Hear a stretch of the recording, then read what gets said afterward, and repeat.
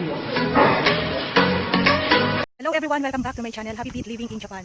For today's vlog, I will show you interesting attraction dito sa my park. Kakaiba to. Hindi na ka makakita ng ganitong attraction dito sa mga park. Kahit malaking park. Ay, itong attraction na to, malaking ano siya, malaki. Yan, yan. Tara, let's guys, sama kayo. And sa mga hindi pa po nakakapag-subscribe, please don't forget to subscribe Happy Feet Living in Japan. At saka don't forget to click the notification bell para ma-update po kayo kapag meron akong mga bagong video. Ayan. Tara, let's guys. Pakita ko sa inyo. Kakaiba tong attraction na to. Hindi mo siya makikita karaniwan sa mga park kahit malalaking park siya. Dito muna tayo mag-start.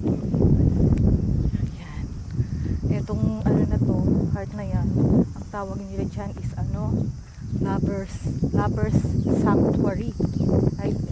Hindi ko alam kung bakit nila tinawag na Lovers Sanctuary itong bell na to. Itong heart na to, itong place. Ayan. Meron siyang para siyang little fish place, fish pond yung lugar na yan. Ayan. Maganda sana kung meron ditong mga isda kaso wala siyang mga isda, wala kang makikita, puro tubig lang.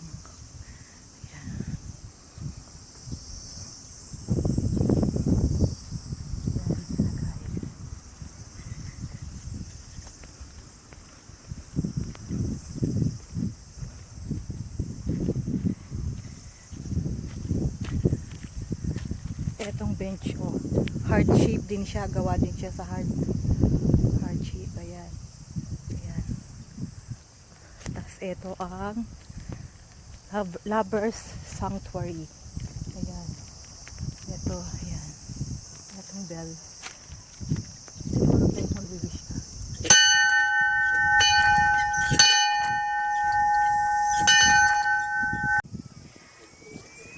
Ito yung tinatawag nilang Lovers Sanctuary. I-ring na, i-bell natin siya. Yan.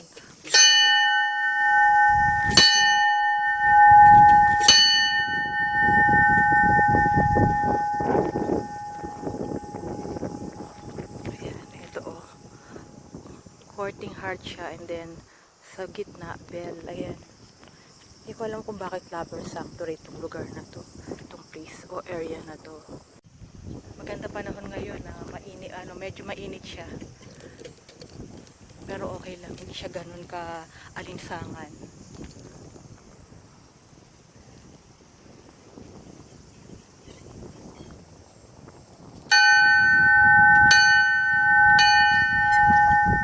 Ayan, naring na natin siya.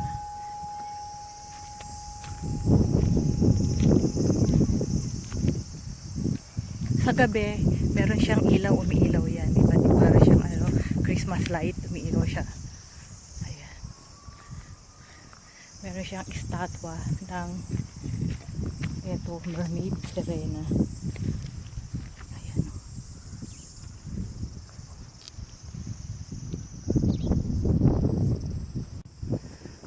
Ayan yung tulay, papunta dito. Ayan. Papunta dito sa Lovers Sanctuary. Yan.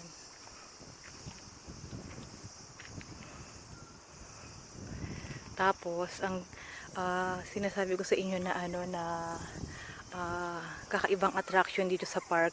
Ayun guys, ayun yun. Pupunta tayo mamaya doon, yung helicopter na yan. Totoo yan guys. Totoong helicopter yan. Ito ang mermaid. Ayan.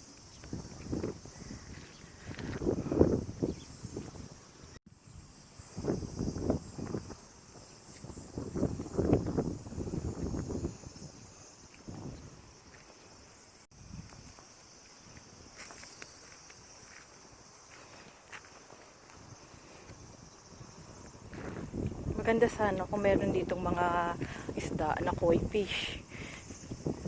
Kaso wala silang nilagay na isdang koi fish.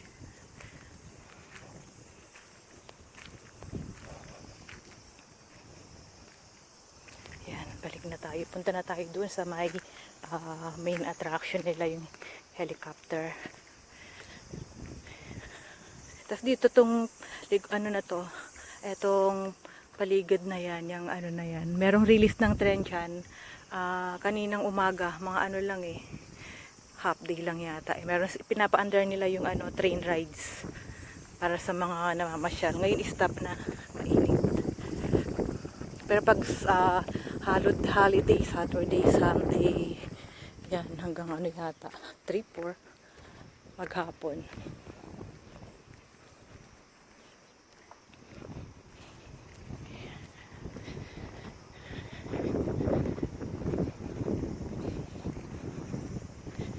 Tapos banda ron merong maliit na golf for ano, golf place, pwedeng maglaro ng golf.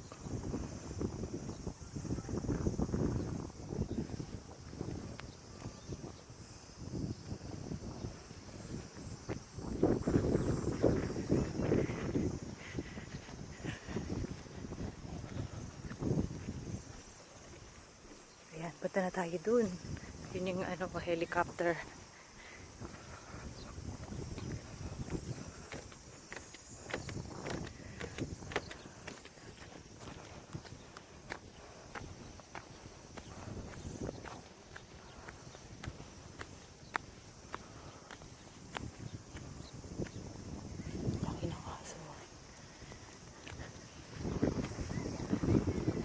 Ito, para siya po, pwede kang mag-ano dito, jogging, walking. Ayan, itong field na ito, ang laki. Pwede kang maglaro, mag-picnic, mag-soccer.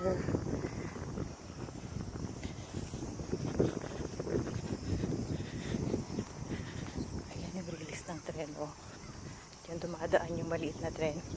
Train rides. Ayan, ikot lang siya dyan. Ayan, ikot lang dyan.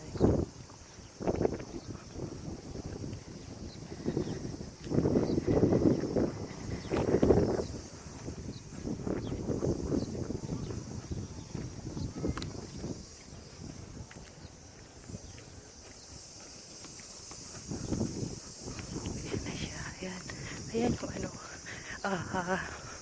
ayan yung kakaibang attraction dito sa park.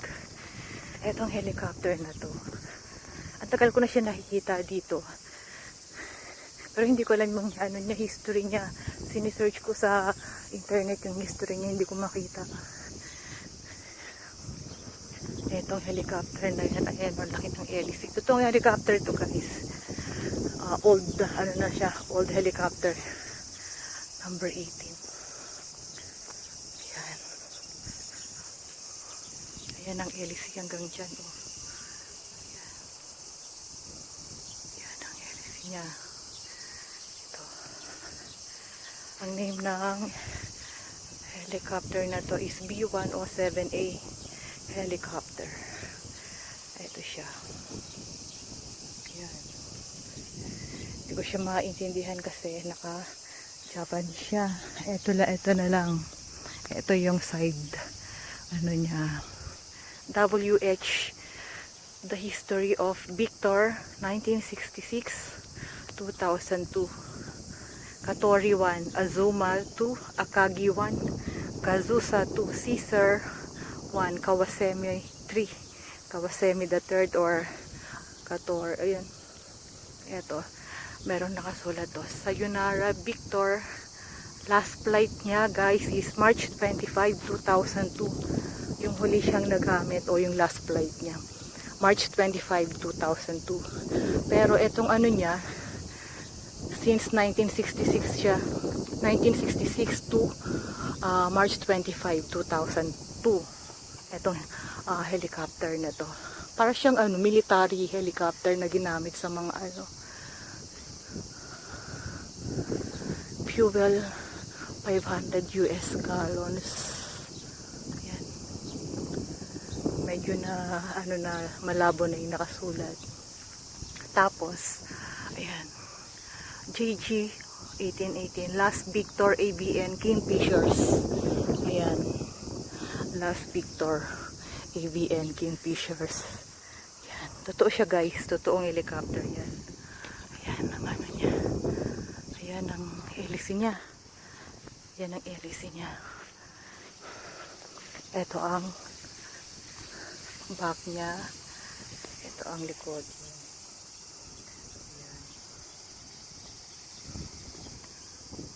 Laking edit ko.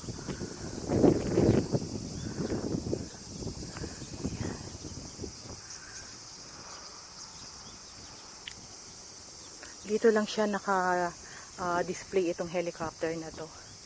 Malaking place kasi itong park na to.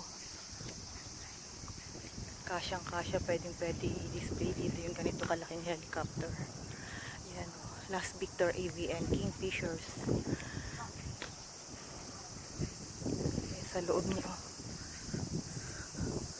Parang nakikita mo sa mga movie. Ginagamit sa sa ng mga military. Sayonara Victor, last flight, March 25, 2002. Hindi ko alam paano ibig sabihin ng WH, the history of Victor since 1966 to 2002. Yan. Ito ang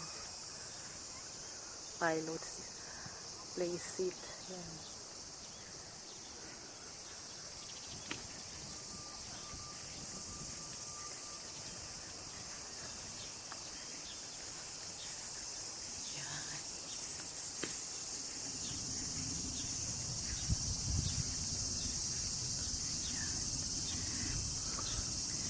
Dito tayo sa kabilang side ay harang siya eh. Ayan o. Itong group na yan harang. Hindi pwedeng pumasok dyan sa loob. Hanggang dito lang.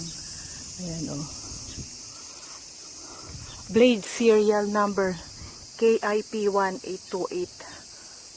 Yung meron nakasulat dun. Sa LEC niya yan. Dyan banda.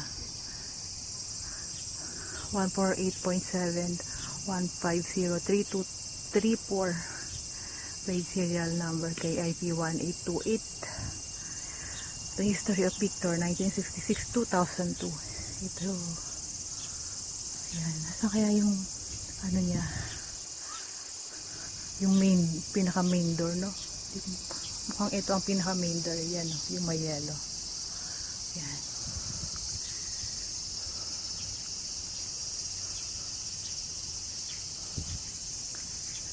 Last Victor ABN Kingfishers.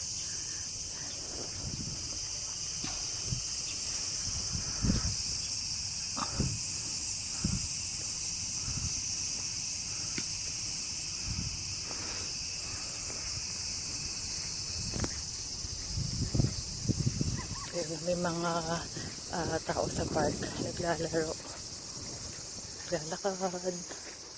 Mainit pa kasi ngayon eh. Ganda umaga tsaka hapon, hindi na siya maaraw. Pakita ko nandun sa loob. Mali.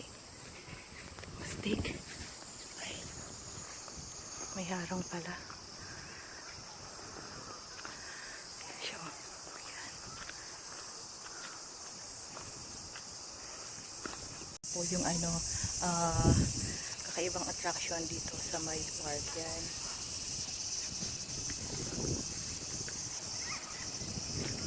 Ay, puta! Nadulas.